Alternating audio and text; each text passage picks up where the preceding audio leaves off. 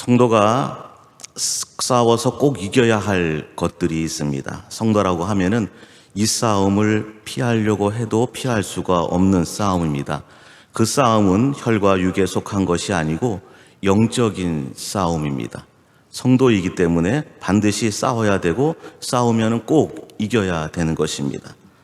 그 영적인 싸움은 하나님의 말씀 성경책에서 정리를 해보니까 한 3가지 정도로 정리할 수 있을 것 같아요. 첫 번째는 사탄 마귀와의 싸움이고요. 두 번째는 세상과의 싸움이고, 세 번째는 나 자신과의 싸움입니다. 그런데 이 사탄과의 싸움, 세상과의 싸움, 나 자신과의 싸움에 이기는 비결은 무엇인가? 이 영적인 싸움에 승리하는 비결은 무엇인가 하면은 그것은 바로 믿음이라고 하는 것입니다. 믿음. 베드로전서 5장 8절의 말씀이 근신하라 깨어라 너의 대적 마귀가 우는 사자같이 두루다니며 삼킬 자를 찾나니 너희는 믿음을 굳건하게 하여 그를 대적하라. 마귀를 이길 수 있는 방법은 믿음입니다. 오직 주님 안에 있을 때에 주님 주신 은혜로 오직 성령의 충만함을 받아 믿음으로 마귀를 대적할 수 있는 것이죠. 세상과의 싸움에서 이기는 방법도 믿음입니다. 요한일서 5장에 보게 되면은 무릇 하나님께로부터 난 자마다 세상을 이기느니라. 세상을 이기는 승리는 이것이니 우리의 믿음이니라. 나 자신과의 싸움에서도 이기는 비결이 믿음입니다. 디모데전서 1장 18절의 말씀입니다. 아들 디모데야 내가 네게 이 교훈으로 명하노니 전에 너를 지도한 예언을 따라 그것으로 선한 싸움을 싸우며 믿음과 착한 양심을 가지라. 마귀와의 싸움, 세상과의 싸움, 나 자신과의 싸움, 이 모든 싸움은 다 악한 것들과의 싸움입니다. 특별히 가장 현실적이고 가장 많이 싸우게 되는, 일상에서 싸우게 되는 싸움은 바로 나 자신과의 싸움입니다. 예수 그리스도를 믿고 따른다고 하지만은 끊임없이 생겨나는 죄의 유혹, 옛사람, 구습, 육의 사람, 얽매이기 쉬운 죄, 육신의 정욕, 내 안의 본능과 우리는 끊임없이 싸워야 하는 것입니다. 지난주일 담임 목사님 통해서 주셨던 말씀, 본능을 거스르는 그 비결, 그 방법들, 그 믿음들, 그 기술들, 바로 하나님의 은혜 가운데 믿음으로 살아가는 데 있는 것입니다. 오늘 하나님의 말씀 빌립보서 4장 4절에 주 안에서 항상 기뻐하라 내가 다시 말하노니 기뻐하라. 항상 기뻐한다라고 하는 것이 우리의 본능을 거스르는 일입니다. 사람의 본능이란 기뻐할 때 기뻐하는 것입니다. 좋은 일 있을 때 기뻐하는 것입니다. 잘 될 때 기뻐하는 것입니다. 그러나 그렇지 않을 때 기뻐하기란 너무나도 어려운 것입니다. 어려운 일 당할 때, 힘든 일 있을 때, 아내가 나를 괴롭힐 때, 남편이 나를 괴롭힐 때, 부모가 무거운 짐이 될 때, 자녀가 나와 대화의 문을 막고 아예 소통조차 하지 않을 때, 내 뜻대로 되지 않을 때, 우리의 모든 일이 계획대로 풀려나가지 않을 때, 취업이 안 되고 사업이 안 될 때, 몸은 아프고 돈은 없고 치료의 방법은 없을 때, 우리는 끊임없이 짜증내게 되어 있고 원망하게 되어 있고 불평하게 되어 있습니다. 그런데 오늘 말씀에 주 안에서 항상 기뻐하라. 항상 기뻐하라. 이 편지를 쓰고 있는 사도 바울은 지금 감옥에 갇혀 있습니다. 기뻐할 일이 별로 없는 것이죠. 이 편지를 받고 있는 빌립보 교회도 어려운 가운데 있습니다. 빌립보 교회는 사도 바울이 2차 전도 여행 가운데 성령의 인도하심을 따라 마게도냐로 건너가서 첫 번째 복음을 전하고 세운 교회입니다. 이 교회는 초대교회 모든 교회가 당하고 있듯이 끊임없이 핍박과 박해가 있었고 이단과 거짓 교사의 문제가 있었습니다. 빌립보서를 읽어보면 알겠지만 유오디아 순두교의 갈등처럼 교회 안에 분파가 있고 패별이 있고 다툼이 있습니다.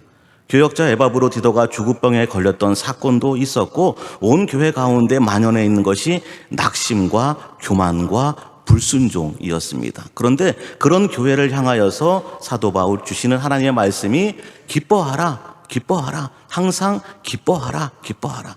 바울도 힘들고 빌립보 교회도 힘든데 기뻐하라, 기뻐하라, 계속 기뻐하라라고 말씀하고 있습니다. 무려 17번이나 빌립보서에 기뻐하라라는 단어가 등장하고 있습니다. 어떻게 우리가 기뻐할 수 있습니까? 오늘 말씀에 주 안에서 기뻐하라. 성도가 기뻐하는 이유는 단 한 가지입니다. 세상에 무엇이 좋아서가 아니라 예수 그리스도 때문에, 우리 주님 때문에 기뻐하는 것입니다. 예수 그리스도가 나를 죄에서 구원해 주신 그 사건 하나가 우리를 최고로 기쁘게 하고 영원히 기쁘게 하고 항상 기쁘게 하는 것입니다. 예수님 믿기 때문에 예수님이 나의 구주가 되어주셔서, 하나님이 나의 아버지가 되어주셔서, 성령이 내 안에서 내 곁에서 나를 끊임없이 보호하시고 인도하시기 때문에 우리는 무슨 일을 만나든지 그 주님 때문에 기뻐하고 또 기뻐하고 항상 기뻐하게 되는 것입니다. 예수님을 나의 구주로 믿고 나면은 우리의 인생이 바뀌게 되는 것입니다. 죄의 종에서 세상에 끌려다니는 인생에서 하나님의 자녀로, 그리스도의 제자로, 복음의 일꾼으로, 하나님 나라의 일꾼으로 새로운 존재가 되는 것입니다. 세상이 달리 보이게 되는 것입니다. 그동안에는 나 중심으로 보이던 원망 불평뿐인 악하고 힘든 세상이었는데 이제는 예수 그리스도를 믿고 나니 하나님 때문에 아름답게 보이고, 하나님 때문에 한 영혼 한 영혼이 귀하게 보이고, 온 세계 역사가 하나님의 구원의 역사를 이루어가는 새로운 역사로 보이게 되는 것입니다. 오늘 우리는 함께 찬송가 438장을 불렀습니다. 찰스 버틀러가 지었는데요. 약 30살 즈음에 예수 그리스도를 구주로 믿고 나니까 세상이 달리 보이게 되는 것입니다. 어렵고 힘든 세상, 그러나 주님의 은혜가 있고 나니까 내가 사는 이 세상도 주님 함께 하시면 이곳이 천국 같구나, 천국 같구나 바뀌게 되는 것이죠. 그것이 영적인 세계관이고 기독교인의 세계관인 것입니다. 예수님 때문에 모든 것이 다 새롭게 보이고 아름답게 보이고 귀하게 보이고, 그래서 기뻐하고 감사하게 되는 것입니다. 올해 우리나라 개신교 선교 140주년이 됩니다. 언더우드와 아펜젤러가 복음 들고 이 땅에 온 지 140년입니다. 미네르바 구타펠이라고 하는 여자 선교사, 감리교 여자 선교사가 있었습니다. 1903년에 우리나라에 들어와서 한 10년간 서울, 경기도 이 지역에서 선교 사역을 했는데 많은 글들을 남겼습니다. 선교 잡지에 보냈는데 주로 그 당시에 보았던 여성과 어린이들에 관한 것들을 많이 써서 보냈습니다. 그 책을 묶어서 책이 나온 것이 조선의 소녀 옥분이라고 하는 책입니다. 옥분이 얘기가 챕터 1장 2장에 나오는데요. 옥분이는 14살짜리 소녀인데 종으로 일찍이 가난해서 팔려가지고 종살이를 하다가 겨울에 심한 동상이 걸렸습니다. 그 주인이 내버렸습니다. 그 선교사님이 운영하는 병원에 오게 되었는데 그가 거기서 치료를 받고 예수 그리스도를 믿게 되고 그렇게 지나게 됩니다. 결국은 동상이 심해서 두 손과 한 발을 절단했습니다. 그 이야기를 선교사님이 써서 보내는데 옥분이에게 물었습니다. 세상 사람들이 너를 모르니까 너를 어떻게 소개하면 좋겠냐? 그랬더니 옥분이가 이렇게 이야기합니다. 저는 세상에서 가장 행복한 소녀 옥분이라고 소개해 주세요. 그랬더니 선교사님이 야, 이 세상에 얼마나 많은 사람들이 있는데 다 살펴보지도 않은데 네가 세상에서 제일 행복한지 어떻게 아냐? 그랬더니 그러면은 조선에서 가장 행복한 소녀 옥분이라고 소개해 주세요. 왜 행복하냐? 첫 번째로 내 고통스러운 것들이 다 사라져서, 아마 육체적인 고통이겠죠. 두 번째, 내가 이곳에 온 이후로 배고프지 않아서. 세 번째로, 내가 다시 가서 종살이를 하지 않아서. 네 번째로, 그때가 마침 성탄절이어서 저렇게 예쁜 성탄 트리를 볼 수 있어서. 그리고 다섯 번째 이야기합니다. 하나님이 내 기도를 들어주셔서, 하나님이 내 기도를 들어주셔서 두 손이 없고 발도 하나반에 없는 나를 예수님이 사랑해 주셔서 내 모든 죄를 용서해 주셨기 때문에 나는 세상에서 제일 행복한 사람입니다. 우리가 기뻐하고 즐거워할 수 있는 이유는 단 하나입니다. 세상에 무엇이 좋고 세상에 무엇이 나아져서가 아니라 예수 그리스도가 나의 구주이기 때문에, 내가 예수 그리스도를 믿고 새로운 존재가, 하나님의 자녀가 되었기 때문에, 우리가 살아가는 이 세상 끊임없이 어려운 일이 있고 힘든 일이 있습니다. 그 일은 아마 우리가 천국 가는 날까지 계속해서 일어날 것이고 우리 주위의 상황은 계속해서 바뀌어갈 것입니다. 우리 상황이 어떻게 바뀌든지 우리 형편이 어떻게 바뀌든지 변함없는 사실 하나, 예수 그리스도가 나의 구주라고 하는 사실. 그 하나 때문에 우리는 오늘도 기뻐하고 즐거워할 수 있는 것입니다. 6절 말씀입니다. 아무것도 염려하지 말고 다만 모든 일에 기도와 간구로 너희 구할 것을 감사함으로 하나님께 아뢰라. 대비되는 단어는 염려하지 말고 하나님께 감사함으로 아뢰라. 염려하지 말고 아뢰라. 우리가 기뻐할 수 있는 것, 세상에 어떤 일을 당하든지 황당한 일을 당하고 난처한 일을 당하고 억울하고 속상한 일을 당하고, 그러나 그 가운데서도 염려하지 않을 수 있는 이유는 하나님께 기도할 수 있기 때문인 것입니다. 아무리 염려해도 해결의 방법이 없습니다. 머리를 싸매고 누워서 이국리정국리를 하고 2박 3일 가슴을 치고 고민을 해도 아무리 염려를 해도 문제가 해결되지 않습니다. 2박 3일 염려하느니 1분 기도하라는 말이 있습니다. 기도하면은 하나님께서 도와주시는 것이죠. 너희 중에 누가 염려함으로 그 키를 한 자라도 더할 수 있느냐? 염려에는 능력이 없습니다. 그러나 기도에는 엄청난 능력이 담겨 있습니다. 왜냐하면 그 기도를 들으시는 하나님이 우리를 사랑하시며 전능하셔서 우리를 도와주고 계시기 때문인 것입니다. 오늘도 기도하고 내일도 기도하고 끊임없이 기도하는, 쉬지 말고 기도하는 저와 여러분이 되기를 원합니다. 기도할 때에 염려가 사라지고 기도할 때에 하나님의 뜻이 우리의 삶을 통하여서, 우리의 기도를 통하여서 이루어지게 되어 있는 것입니다. 오늘도 이른 새벽을 깨워서 주의 전에 나오신 여러분, 그렇죠. 새벽을 깨우는 것이 본능을 거스르는 것 중에 하나입니다. 오늘도 기도할 때에 하나님께서 반드시 우리에게 기쁨을 주시고 기도 가운데 응답해 주실 줄로 믿습니다. 감사함으로, 모든 일에 감사함으로 아뢰라. 기도한다라고 하는 것은요, 나 혼자 한다라고 우리는 생각하기 쉽습니다. 그러나 로마서 8장의 말씀에 따르면 우리 기도할 때에 성령님이 우리의 연약함을 도우셔서 우리가 무엇을 구해야 할지 알지 못할 때에 친히 탄식함으로 우리를 위해서 간구해 주신다라고 말씀하고 있습니다. 그런가 하면은 8장 34절에 우리 구주 예수께서 하나님 우편에 계셔서 우리를 위하여 간구하신다라고 기록되어 있습니다. 그러니까 우리가 기도하려고 하나님 앞에 나와 기도할 때에 나는 나 혼자 기도하는 것 같지만은 사실은 성령님이 우리를 위해서 기도해 주시고 예수 그리스도께서 우리를 위해서 같이 기도해 주시는 것입니다. 그래서 기도하러 나오는 것이 중요하고 기도하기만 하면 되는 것입니다. 기도할 때 우리가 나가는 자세들이 있습니다. 첫 번째가 겸손입니다. 기도하면서 우리는 끊임없이 겸손한 거죠. 왜요? 우리에게 능력 없음을 고백하는 것입니다. 하나님, 저는 죄인입니다. 하나님, 저는 힘이 없습니다. 하나님, 저를 도와주세요. 우리는 겸손함으로 나갑니다. 그리고 하나님 앞에 진실함으로 구하는 것입니다.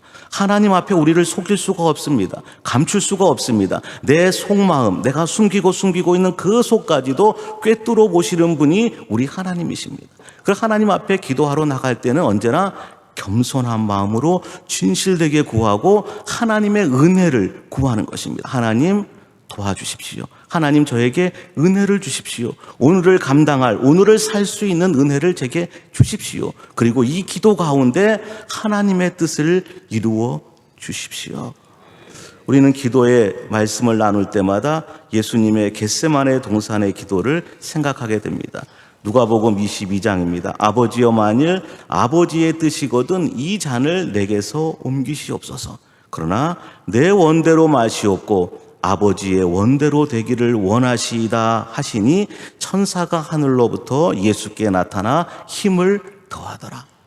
기도할 때에, 그리고 그 기도의 끝은 언제나 하나님 뜻대로 되게 해 주시옵소서. 본능을 거스르는 기도, 본능을 거스르는 삶의 대표적인 모습입니다. 예수님도 아버지여, 이 잔을 내게서 옮기시옵소서. 이것이 본능이죠. 그 무거운 십자가, 그 괴로운 십자가, 그 감당하기 어려운 십자가 피하고 싶은 것이 본능이죠. 그러나 하나님 내 뜻대로 내 원대로 맛이 없고 아버지의 원대로 되기를 원하나이다. 그것이 본능을 이기는 방법, 본능을 거스르는 예술이고 기술인 것이죠. 우리는 그래서 기도할 때마다 무엇이든지 다 기도할 수 있습니다. 모든 일에 기도와 간구로 너희 필요한 것을 하나님께 아뢰라. 우리는 뭐든지 다 구할 수 있습니다. 하나님 돈 주세요. 하나님 오늘 힘들어요. 하나님 오늘 좋은 일 생기게 해주세요. 하나님 우리 애들 지켜주세요. 하나님 오늘 남편 잘 되게 해주세요. 우리는 뭐든지 다 구할 수 있습니다. 그러나 그 끝은 언제나 하나님, 그러나 이 기도 가운데 하나님의 뜻이 이루어지기를 원합니다. 하나님 뜻대로 되기를 원합니다. 그것이 본능을 거스르고 본능을 이기고 살아가는 삶의 방법인 것입니다. 제가 살면서 지금까지 지나오면서 들었던 말 가운데 마음에 두고 좀 생각하는 말들이 많이 있는데요. 그 중에 하나는 이런 말입니다. 예수 믿는 사람이 왜 그래? 교회 다니는 사람이 왜 그래? 라고 하는 말입니다. 아마도 여기 계신 분들 대부분 다 들어보셨을 이야기입니다. 원래 이 말은 예수 안 믿는 사람이 예수 믿는 사람 보고 한편으로는 비하하면서 비아냥한 거리로다 조소하면서 하는 말이고, 한편으로는 자기가 보기에 교회 다니는 사람은 저렇게는 안 살아도 될 것 같은데 라고 하는 자기 기준 때문에 하는 이야기입니다. 그래서 이 말을 누구 다른 사람한테 말하기는 곤란합니다. 옆에 있는 집사님한테 예수 믿는 사람이 왜 그래? 이렇게 말하면은 때때로 상처가 될 수도 있고 때때로 압력이 될 수도 있기 때문입니다. 그러나 저는 이 말을 저 자신에게 많이 하곤 합니다. 목사가 왜 그래?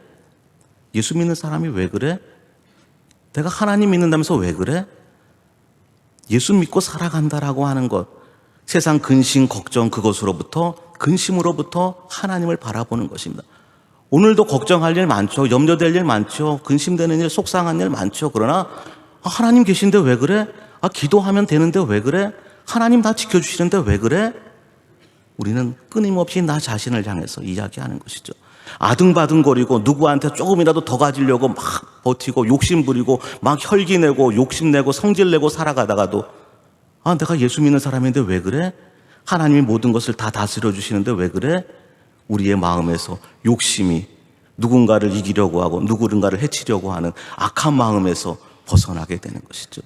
하나님께서 오늘도 저와 여러분과 함께 하십니다.